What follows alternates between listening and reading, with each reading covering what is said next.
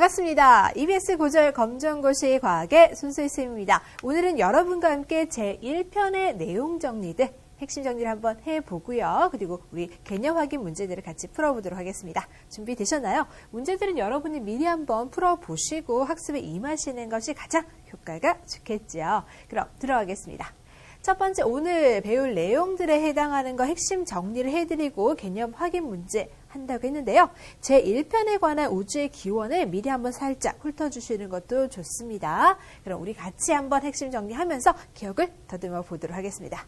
1편에 많은 내용들이 있습니다. 제가 각 강마다도 그렇죠, 강조를 드렸었는데 그 중에서도 또 출제 비율이 높은 걸 기준으로 또 한번 간추려 봤습니다.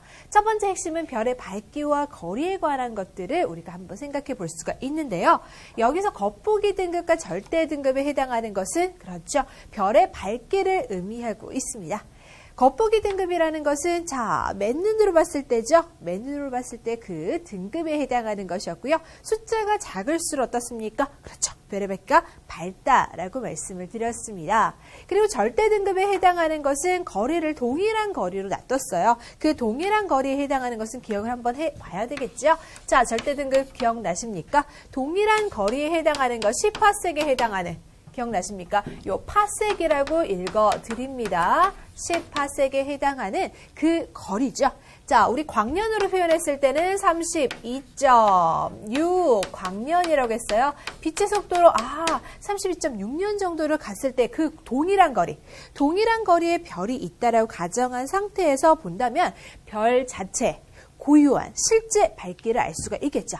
별 자체만의 밝기를 알 수 있었던 것은 절대 등급이었고요. 가정을 한 거죠. 동일한 거리라고, 10파섹이라고 가정을 한 거고, 겉보기 등급은 우리가 맨눈 자체로 보았기 때문에 사실은 무엇을 생각할 수 있어요? 맨눈으로 보았을 때는요, 먼 거리에 있을 그 별에 해당하는 것을 우리가 어떻게 보이겠습니까? 그렇죠, 바로 어둡게 보겠죠. 자, 가까이 오면 좀 밝게 보이겠죠.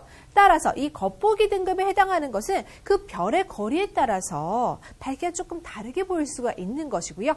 절대 등급은 거리를 그냥 동일하다라고 가정해서 계산한 값이기 때문에 별 자체만의 실제 밝기를 알 수 있는 겁니다. 이걸 가지고 비교했을 때, 자, 이 10파섹이라는 기준점보다 가까운 거리에 있는지 또는 이제 먼 거리에 위치하는지를 알 수가 있는데요. 기억해 볼까요?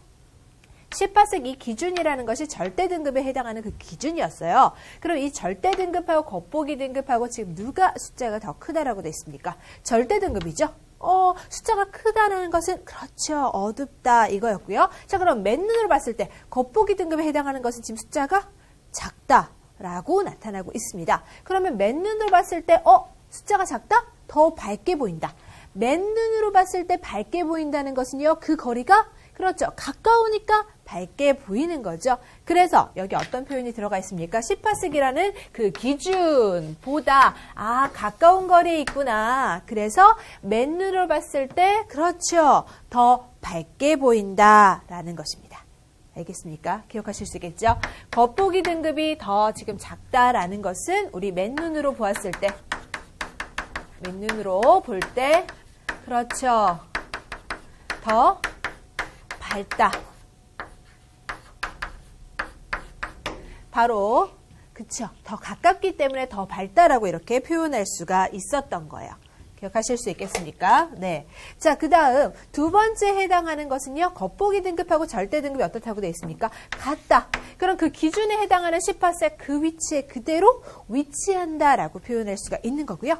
겉보기 등급하고 절대 등급에서 이번에는 겉보기 등급에 해당하는 숫자가 더 크게 나타나요. 그럼 맨눈으로 봤을 때 어둡다. 왜 어둡게 보이겠어요? 그렇죠, 멀리 있으니까.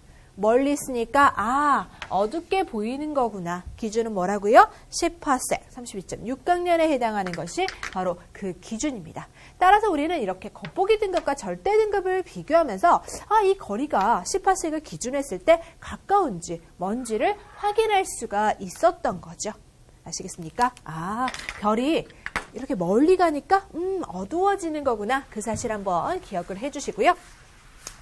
우리가 은하를 또 관찰했을 때, 자, 우리 과학자들이요. 네, 또 알아낸 사실이 있었죠. 바로 이 밝기도 관계가 있지만, 자, 도플러 효과라는 현상들도 나타나더라. 자, 도플러 효과가 뭐였습니까? 기본적으로 우리가 소리와 빛에 해당하는 도플러 효과를 나눌 수가 있었는데요. 도플러 효과, 먼저 소리로 한번 기억을 해보고요. 우리 빛이, 그렇죠. 멀어질 때도 한번 생각해 보도록 하겠습니다. 소리에 해당하는 도플러 효과는요. 자, 관측자에게서 어떻게 될 때? 멀어질 때. 그렇죠. 멀어질 때 파장이 길어진다라고 했어요. 제가 앞에서 설명드리면서 이 파장에 해당하는 것은 어떻습니까? 자, 파동이 이렇게 이루어졌을 때. 자, 출발합니다. 도착합니다. 요때 뭐죠? 그렇죠. 직선. 한번 요 진동했을 때, 한번 요렇게 진동했을 때 그 파동에 해당하는 직선 거리. 요 부분을 제가 파장. 이렇게 말씀드렸는데요. 요게 지금 길어진다고 했어요. 그쵸? 그럼 상대적으로 파장이 짧은 건 요런 느낌이에요. 아, 보이시죠? 파장이 짧은 건 요런 애들이에요. 파장이 짧을 때는 어때요? 자, 한 번 진동합니다. 두 번 진동합니다. 오, 요렇게 되죠? 그러면 여기에 해당하는 거리하고 여기에 해당하는 거리를 봤을 때, 아, 파장이 이렇게 길어지니까, 자, 진동수가 어떻게 돼요? 그렇죠. 파장이 이렇게 길다라는 것은 파장 길다. 결과적으로 뭐와 같습니까? 아, 진동수가 감소하는구나. 여기 지금 한 번 진동했죠. 파장이 길 때는. 근데 여기 파장이 짧을 때는 한 번, 두 번. 그렇죠. 그렇게 진동할 수 있었죠. 요만큼의 거리를 가는 데 있어서. 이해하실 수 있겠습니까? 자, 파장이 길어진다. 아, 요것이 결과적으로 진동수 감소한다라고 표현할 수가 있겠고요. 우리 소리에서 진동수가 감소되면요, 소리가 낮아진다라고 했어요. 요 낮아진다는 표현이 바로 뭐예요? 우리가 저음이라고 기억하실 수가 있겠죠? 소리가 낮아지는 거, 이거죠. 높아지는 건 이거죠, 그쵸? 구분하실 수 있겠죠? 소리가 이렇게 낮아지는 거구나. 그래서 제가 이 예로서, 대표적인 요 예로서 뭐 얘기했습니까? 자, 구급차가, 그렇죠. 지금 요거 멀어질 때 한번 볼까요? 그렇죠. 멀어질 때. 구급차가 멀어질 때는 비보, 비보 하다가 구급차가 가까워지면 어때요? 비보, 비보. 그렇죠. 가까워질 때는 이렇게 높은 소리가 나다가 기억하실 수 있겠습니까? 구급차가 멀어질 때는 삐부 삐부 낮은 소리가 났었잖아요. 기억하실 수 있겠습니까? 네. 그걸로 우리가 소리의 도플러 효과를 먼저 말씀드렸고요. 예제가 그런 식으로 활용될 수 있다고 했어요. 그럼 도플러 효과에 생각했던 포인트. 자, 도플러 효과는 기본적으로 이렇게 멀어질 때, 그렇죠. 물체가 멀어질 때 파장이 길어진다. 물체가 멀어질 때 파장이 길어진다. 이렇게 파장이 길어지다 보니까 진동 얼마 못했죠? 진동수 감소했구나. 기억하실 수 있겠습니까? 이거 떠올리시고요. 자, 별빛에서도 역시 우리가 생각해 볼 수가 있었는데 이 별빛에 해당하는 것이 자, 역시 관측자에게서 멀어질 때 멀어집니다.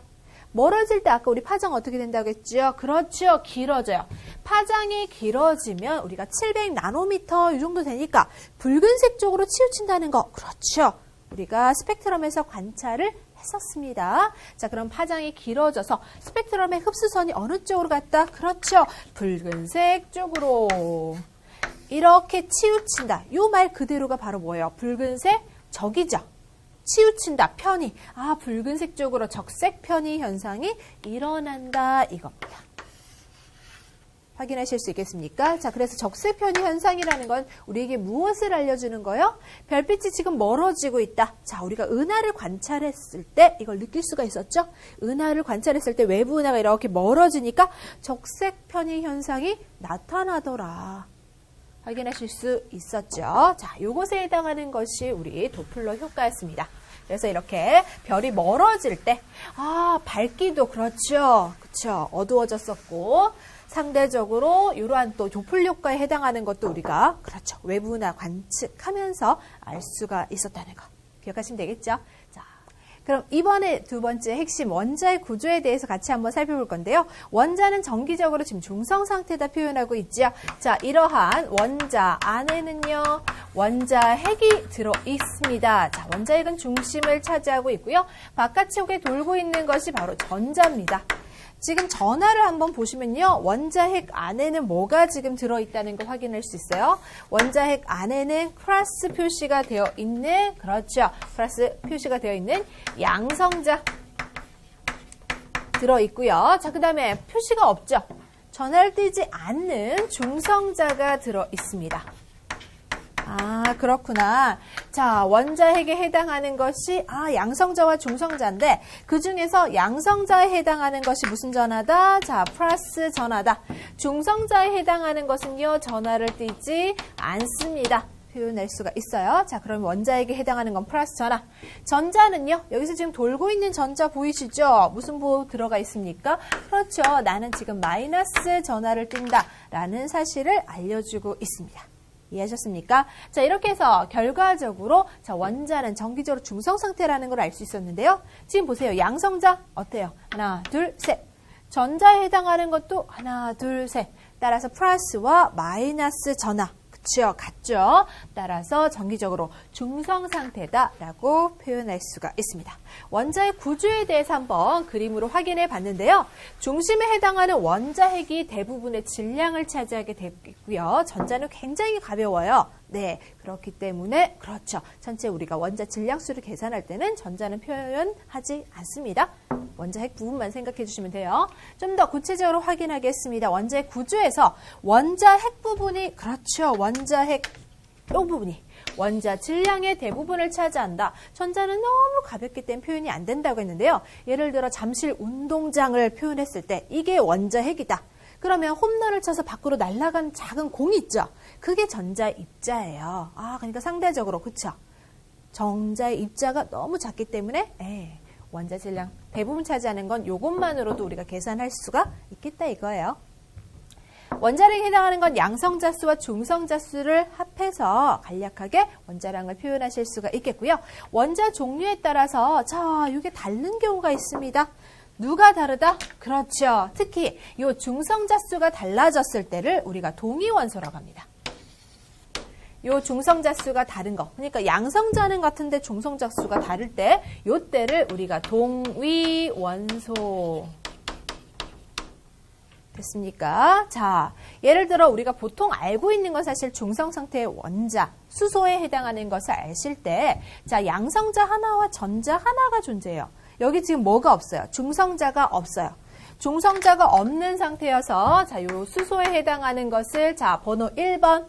그쵸? 번호 1번에 해당하는 거 원자량 1 이렇게 표현할 수 있거든요. 제가 아까 원자량은 양성자수와 중성자수 합한다고 했는데 양성자만 하나 존재하고 있었잖아요. 그쵸? 그래서 원자량 1. 우리가 흔히 알고 있는 것은 바로 요 수소입니다. 요게 지금 수소이고요. 그쵸? 자, 그럼 동위원소는 같은 양성자수 하나 갖고 있는데 양성자수 하나 갖고 있는데 중성자수가 나도? 그쵸? 중성자도 또 갖고 있어. 얘는. 아까 여긴 중성자수가 없었는데 여긴 중성자가 있다. 그러면 양성자에다가 중성자까지 더하면 어떻게 되겠어요? 1 더하기 1은 2. 그렇죠. 기억하실 수 있겠습니까? 얘가 바로 뭐다? 중수소라고 표현하는 거고요. 자, 그 다음 나는 중성자가 더 있어. 중성자가 2개인 거예요. 그럼 양성자 하나에 중성자가 2개 더하면 1 더하기 2는 3. 그렇죠. 이게 바로 삼중수소. 이런 식으로 양성자수는 같지만 양성자수는 1, 1, 1 양성자수는 같지만 중성자수가 다를 때 이렇게 동위원소가 만들어진다는 걸 예를 들어서 제가 말씀을 드린 겁니다. 확인하실 수 있겠죠? 네. 자, 그 다음에 전자에 해당하는 거 살펴보도록 하겠습니다. 원자핵 주위를 빠른 속도로 돌고 있습니다. 전하 띄고 있었죠? 어떤 전하? 마이너스 전하를 띄고 있었다는 사실 같이 기억하시면 되겠습니다. 원자의 구조와 각각 이 성질, 특징에 해당하는 것들이 시험 문제에서 활용될 수 있으니까요. 기억해 주시면 되겠습니다. 이어서 우리 은하도 역시 출제가 잘 되었었죠. 우리 은하의 기본적인 모습은 위에서는 자 나선형입니다. 나선형이 해당하는 것은 요걸 얘기하는 거예요. 요렇게. 요게 지금 나선팔이에요. 나선팔에 해당하는 거. 위에서 봤을 땐 이러한 나선형이고요. 중심에 해당하는 것은 은하핵이죠. 네, 이렇게 뭉쳐져 있고요. 요게 위에서 봤을 때 모습이었고 옆에서 보았을 땐 이게 중심에 해당하는 은하핵 부분에 이렇게 도톰하고 나선판은 조금 가늘어서 이렇게 옆에서 봤을 때는 원반형의 모습이 나타난다 라고 기억하시면 되겠고요. 이때 상계성단이라는 것은 자, 산자가 흩어질 산자랬어요. 네, 별들이 조금 상대적으로 흩어졌다는 거예요. 그럼 개수가 적겠죠. 젊은 별들이 많이 존재하고 있고요. 어디 부분에 있다? 자, 나선팔이에요. 요런데 요런 부분에 나선팔 부분에 상계성단이 있다. 그러면 여기 상계성단 요런 데 있겠구나. 체크하실 수 있겠죠. 맞습니까? 자, 그 다음에 구상성단입니다. 구상성단에 해당하는 것을 은하핵과 지금 헤일러 부분에 존재한다라고 표현하고 있는데요. 은하핵에 해당하는 거 중심이죠. 여기에 지금 구상성단이 있겠구나. 자, 그럼 여기에 지금 구상성단이 있겠구나. 표현하실 수 있겠죠. 요런데 구상성단이 존재할 수 있다라는 거고요. 헤일러는 어디입니까? 헤일러는 여기 바깥쪽에요. 네, 동글동글하게 얘가 또 뭉쳐진 애예요. 요런 거를 지금 헤일러라고 표현하거든요. 아, 그렇구나. 그럼 역시 자, 구의 모양을 띠고 있는 성단인데요. 별들이 많이 뭉쳐야지 이렇게 공 모양처럼 구의 형태를 띨 수가 있는 거거든요. 그래서 많은 별들이 모였다. 늙은 별이고요. 네, 나이 든 별이다 라고 표현할 수가 있습니다. 기억하실 수 있겠습니까? 자, 이렇게 상계성단하고 구상성단에 해당하는 것도 같이 한번 어느 쪽에 위치하고 있는지 말씀을 드렸고요. 우리 은하는 전체, 자, 지름은 10만 광년, 반지름은 5만 광년, 그리고 우리 은하의 중심에서 태양계까지는 3만 광년이 존재한다는 거. 자, 두께는요, 1.5입니다. 그쵸? 1.5만 광년. 이렇게 표현해 주시면 되겠습니다. 이어서 우리 은하는요, 종류가 아까, 그렇죠. 나선팔을 가지고 있었어요. 나선 은하의 종류에 들어가는데, 자, 한 번 더 강조해 볼게요. 그 중에서도, 자, 예를 들어서, 그렇죠. 우리 은하. 네. 우리 지구, 태양계 포함되어 있는 우리 은하는 어떤 종류에 들어간다? 나선 은하 중에서도, 자, 막대 나선 은하 종류에 들어간다는 사실 기억해 주시고요. 막대 나선 은하, 자, 나선 은하 이 안에 종류입니다. 나선팔에 성간물질이 많아요. 성간물질이 많으면요, 자, 젊은 별들을 만들기 좋습니다. 이렇게 젊은 별들을 만들어 주잖아요. 자, 젊은 별들은 온도가 또 어떻다고 했더라? 그렇죠. 혈기왕성해요. 우리가 온도가 높으면요, 온도가 높으면 색깔이 자, 푸른색을 띠게 됩니다. 그렇죠. 온도가 높으면 푸른색을 띈다. 기억하시면 되겠죠. 젊은 별들, 온도가 높아서 푸른색. 됐나요? 우리가 가스레인지 불 켜보면요, 활활 잘 타고 있을 때 푸른색 띄고 있죠. 온도 높을 때 푸른색 기억하시면 되겠고요. 타원 은하라는 것은 자, 모습이 어떨 것 같아요? 타원 형태. 그렇죠. 알겠습니까? 이렇게 타원 형태를 띠고 있는 것을 타원 은하라고 했는데, 자, 붉은색을 띈대요. 여기서 알 수 있죠. 온도가 어떻게 할 것 같아요? 그렇죠. 붉은색을 띈다는 사실은 바로 이게 온도가 그렇죠. 낮구나.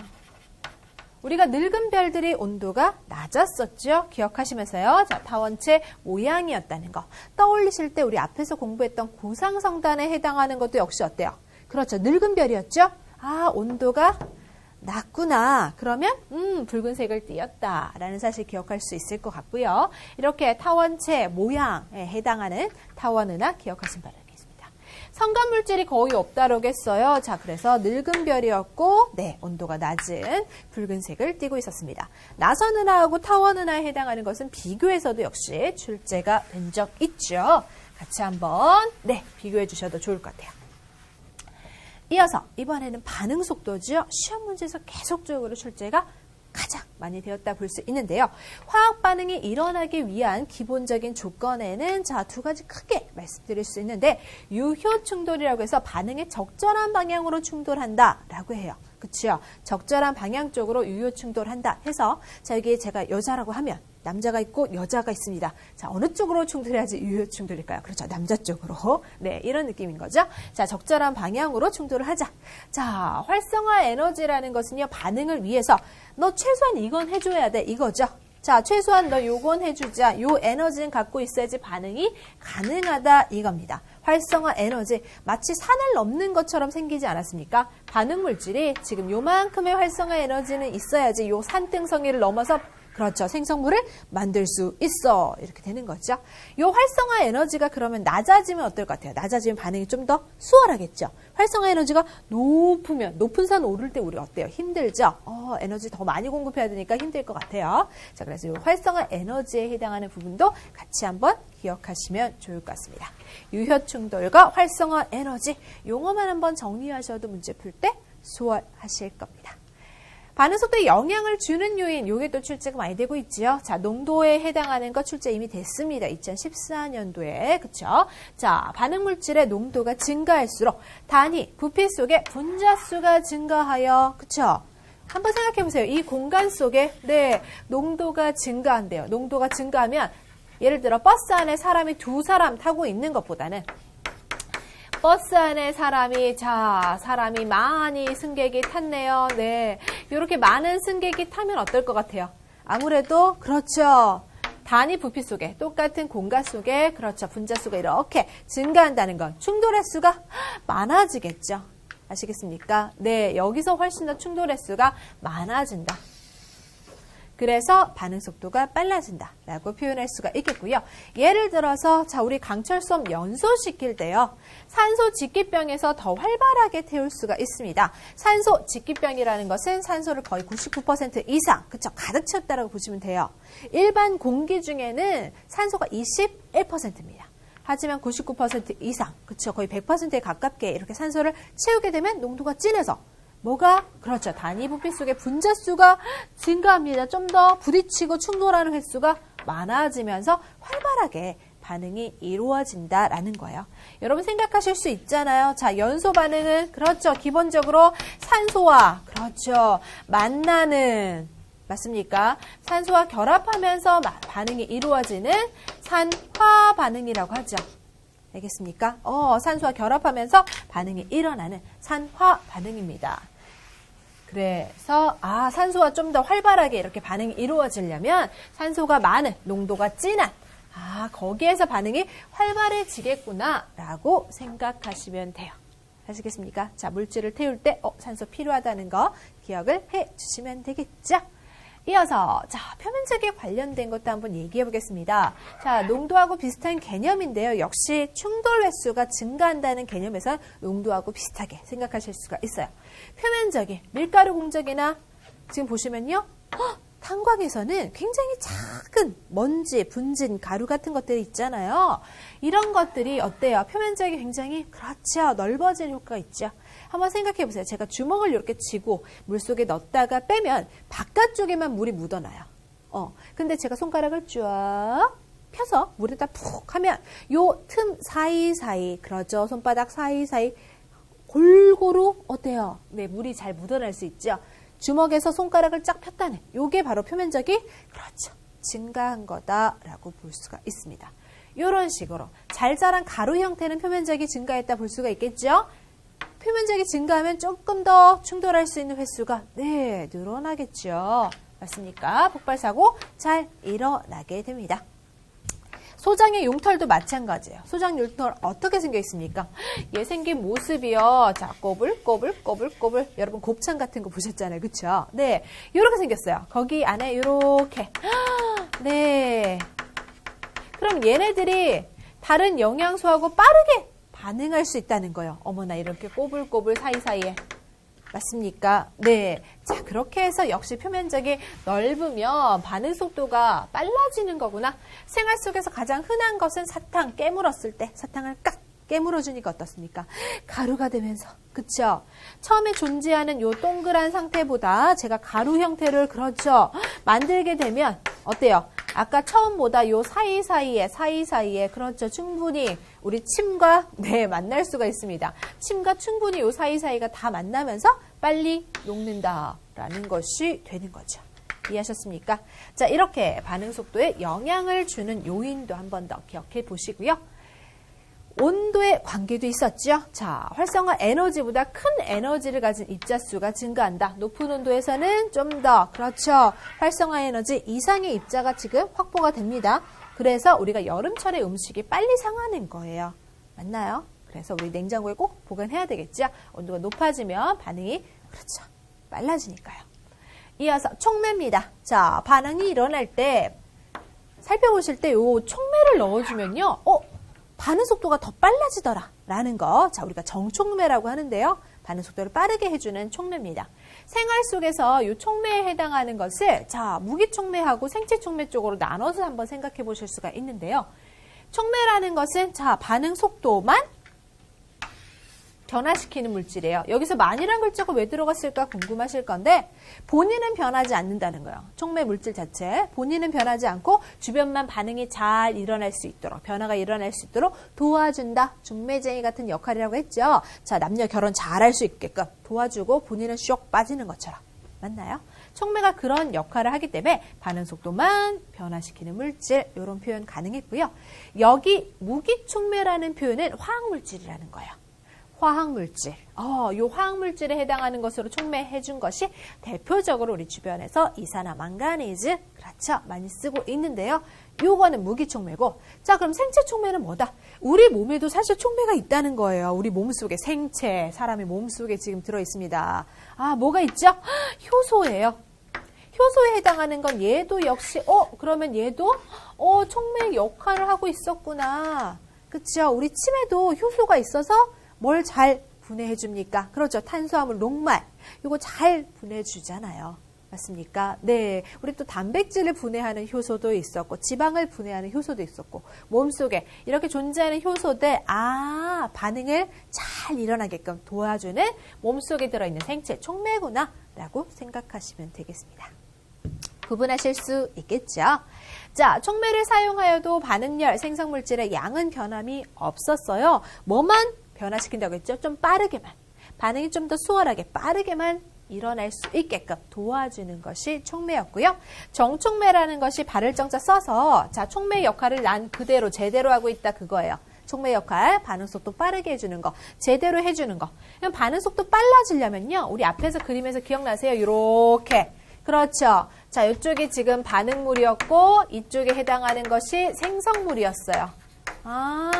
반응물. 그리고 생성물. 그리고 여기 높이가 뭐였더라? 네, 활성화 에너지. 그쵸?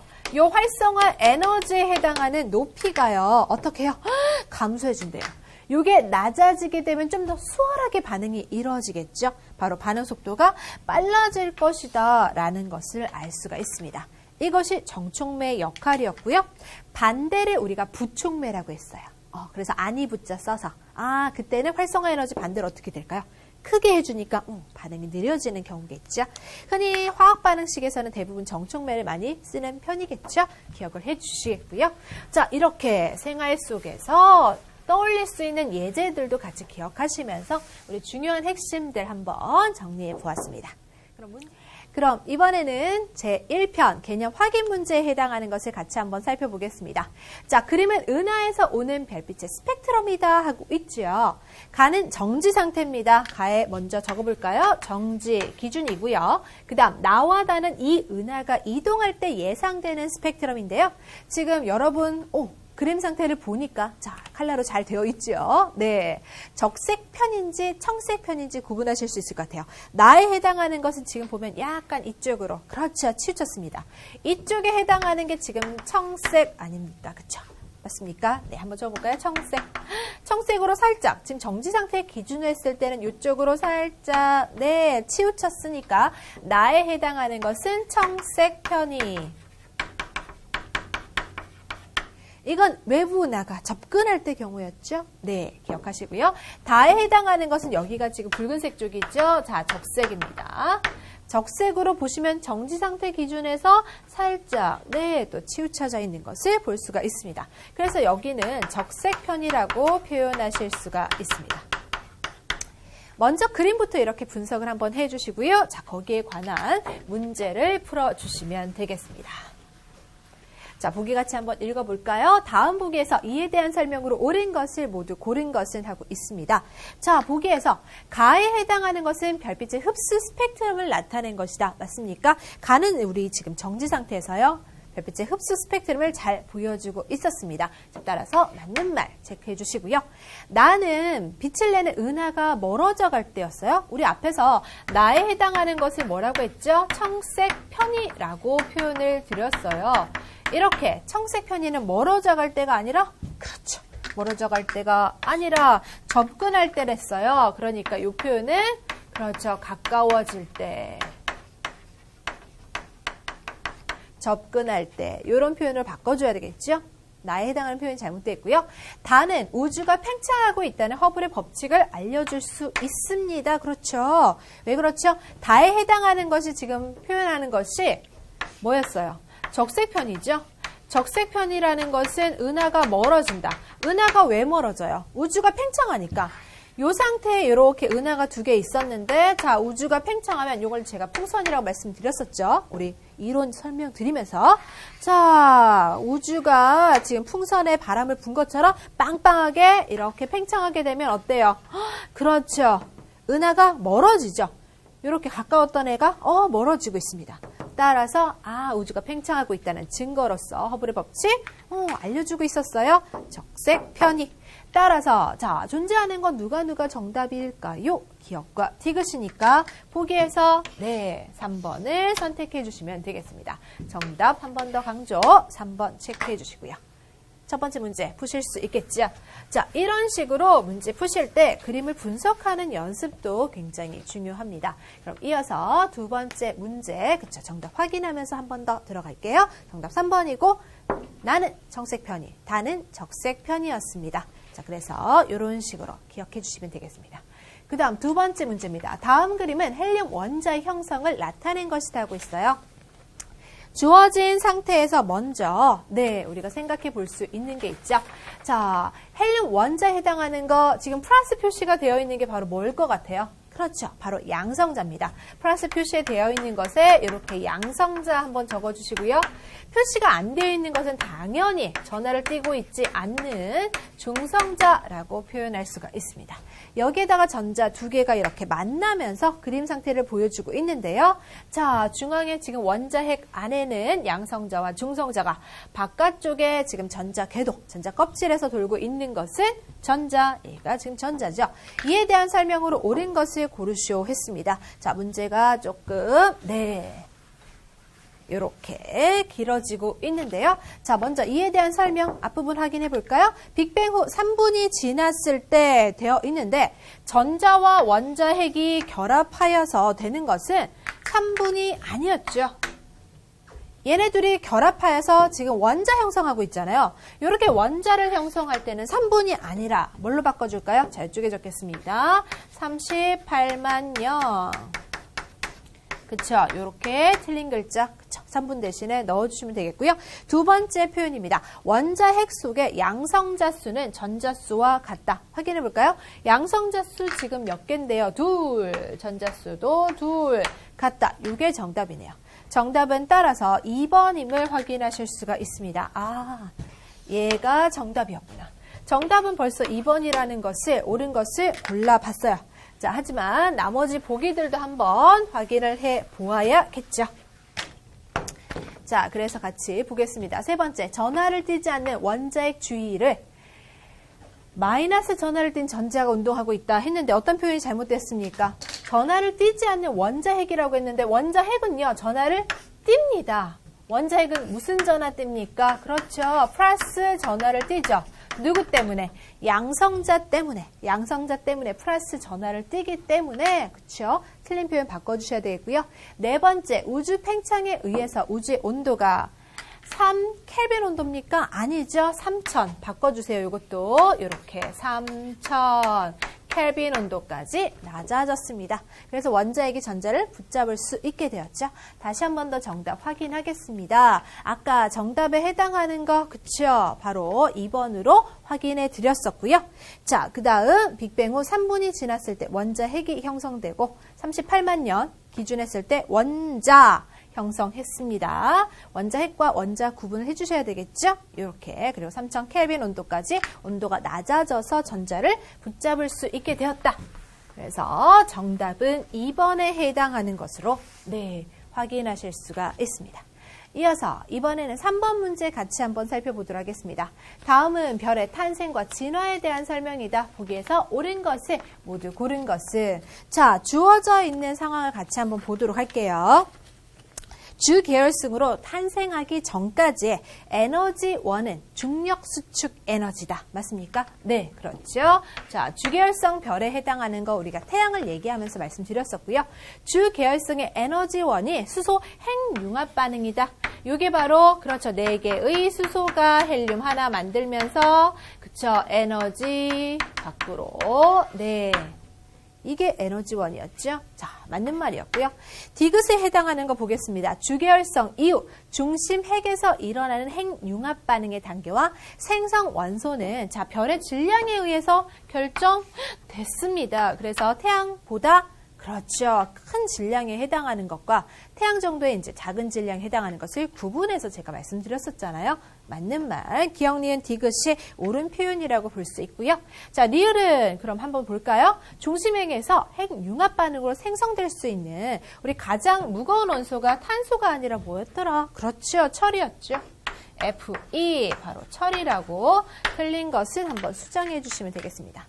그럼 여기에 주어져 있는 자 기억, 니은, 디귿이 옳은 표현이기 때문에 자 정답은 바로 몇 번? 그렇죠. 1번이 기억, 니은, 디귿이라고 정리가 되어 있죠. 네. 그리고 자 철보다 무거운 원소는 언제? 초신성이 폭발할 때 생성할 수 있었던 겁니다. 구분하시면 되겠습니다. 이어서 4번째 문제입니다. 반응물질들이 충돌하면서 화학 반응이 일어나는 모습을 지금 그림으로 표현하고 있는 거예요. 자, 먼저 첫 번째 그림 상태에서는 지금 A, B가 네, 이렇게 크로스되고 있었고요. 자, 여기 A가 늘어났습니다. 여기 또 B가 늘어났습니다. 그럼 반응물질들이 그렇죠. 농도가 좀 더 진해졌다 볼 수 있겠죠, 지금. 맞나요? 자, 화학 반응 속도에 대한 설명으로 옳은 것을 보기에서 한번 골라볼게요. 여기서 주어져 있는 특징은 그림을 보고 우리가 뭘 알 수 있었어요? 다시 한번 더 그림 보여드릴까요? 네. 주어져 있는 자, 요 그림. 요 그림에 해당하는 거 옆에도 이렇게 한번 써보세요. 자, 농도가 그렇죠. 진할수록 반응 속도가 네 커집니다. 그림에서 우리는 요 사실을 알 수가 있었어요. 알겠습니까? 자, 따라서 온도와 해당하는 기억 표현이 맞습니까? 자, 기억에 해당하는 온도가 지금 이 그림 자체에서 알 수도 없거니와 게다가 온도가 낮아진다는 것도 그렇죠. 잘못됐죠? 온도가 높아져야 되겠죠. 낮아진다는 표현 높아로 바꿔주셔야 되겠어요. 높아지면 반응 속도가 빨라진다. 이렇게 돼야 되겠고요. 반응 물질의 밀도가 클수록 자 밀도라는 건 입자가 촘촘하게 그렇죠. 이렇게 붙어 있을수록 반응 속도가 빨라진다. 요거는 관계가 있죠. 따라서 니은에 해당하는 표현이 지금 맞구나. 자 디귿에 반응하는 물질의 입자수 관계 있죠. 농도 진하다라는 거. 맞습니까? 네, 입자수와 관계 있었습니다. 따라서 정답은 어떻게 되나요? 그렇죠. 니은만 정답이기 때문에 지금 바로 2번에 해당하는 것을 동그라미 쳐 주실 수가 있었죠. 온도가 높아지면 반응 속도가 빨라지는 거 이렇게 틀린 것도 한번 수정해 주시고요. 그림에서 알 수 있는 사실은 요거 농도 진했을 때 우리가 바로 입자수가 단위 부피당 입자수가 많아지면서 충돌 횟수가 증가하여 반응 속도 빨라진다는 사실을 알 수 있었던 거 기억하시면 되겠습니다. 확인하셨습니까? 자, 그림과 함께 우리가 중요한 반응 속도에 해당하는 개념을 한 번 더 짚어보았습니다. 자, 그 다음 5번 문제입니다. 다음 그림 가는 우리 은하를 위에서 본 모습입니다. 자, 가의 모습은 위에서 본 모습이에요. 지금 보시면요. 나선팔 부분 보이시죠? 네, 그쵸. 이렇게 돌고 있는 게 나선팔이고요. 은하 중심이 있고, 자, 막대가 살짝 있죠. 그래서 막대 나선 은하 종류에 들어간다라고 말씀드렸어요. 옆에서 보았을 때 모습입니다. 중심 있지요? 맞습니까? 은하 핵이고요. 자, 나선팔 부분이고요. 바깥쪽에 이렇게 동글동글, 그쵸. 은하들이 뭉쳐서 공 모양 이루고 있는 거 헤일로라고 말씀을 드렸습니다. 자, 그럼 다음 중 이렇게 우리 은하에 대한 설명으로 옳은 것은 뭘까요? 먼저 태양계가 우리 중심? 이런 말도 안 되는 소리가 자, 은하 중심이 아니라 중심에서 3만 광년 떨어져 있다라고 했죠. 중심에서 3만 광년 정도 떨어져 있습니다. 떨어진 곳에 위치합니다. 그렇죠? 우리 은하는 막대 나선 은하이다. 오, 이 말이 맞는 말이고요. 자, 불규칙한 구조 아니었죠. 막대 나선 은하라고 했으니까. 불규칙 구조는 불규칙 은하로 따로 있었잖아요. 그렇죠? 자, 나선팔로 그쵸? 이렇게 이루어져 있었는데 나선팔에 새로 만들어진 구상이 마음에 안 들죠. 나선팔 부분에는 제가 상계 성단이 존재한다라고 말씀을 드렸어요. 따라서 자, 옳은 것은 정답 2번이 맞는 말이다. 태양계는 중심에서 그렇죠. 3분의 2 정도니까 전체 10만 광년이니까 3만 광년 정도 3분의 2라는 표현도 그렇죠. 약 가능하겠네요. 자, 이렇게 한번 기억을 해 주시면 되겠습니다. 구상 성단은 중심부에 있었고요. 나선팔 부분에는 상계 성단이었습니다. 그림은 허블이 다양한 외부 은하를 관측한 후 모양에 따라 분류한 것입니다. D와 E를 분류하는 기준이 무엇일까요? 먼저 주어져 있는 거 이거 F 무엇인 것 같아요? 자, 불규칙 은하. 그 다음 B에 해당하는 것은 타원 은하. 보실 수 있겠죠? 자, 그 다음 D에 해당하는 것은요. 얘는 정상 나선 은하이고요. 그 다음 여기는요. 자, 막대가 있습니다. 따라서 막대 나선 은하 라고 표현하실 수가 있습니다. 자, 그 다음에 C에 해당하는 것은 나선 은하 종류니까 네, 이렇게 나선 은하 적어주시면 되겠죠. 자, 그럼 그 중에서도 D와 E에 해당하는 분류 기준이니까 뭐가 있냐 없냐? 막대가 있냐 없냐? 기준이죠. 자, 그럼 막대에 해당하는 것을 보기에서 한번 찾아보시면 되겠네요. 자, 보기에서 한번 보시면 은하 중심부에서 막대 구조가 있는가 찾으셨습니까? 몇 번? 정답은 3번입니다. 이렇게 해서 각각의 종류들도 한 번 더 기억을 해 주시면 좋겠습니다. 자, 여기까지 오늘 투데이 키포인트에 해당하는 것을 살펴보았습니다. 제1편 우주의 기원에서 중요한 핵심 정리에서는요. 별과 도플러 효과 있었고요. 자, 원자의 구조, 우리 은하 반응 속도에 살펴보면서 우리가 기본적인 핵심 문제들을 한번 풀어보았습니다. 오늘 배웠던 거 다시 한번 더 기억해 주시고요. 문제 활용을 좀 더 해주시면 좋겠습니다. 수고 많으셨습니다.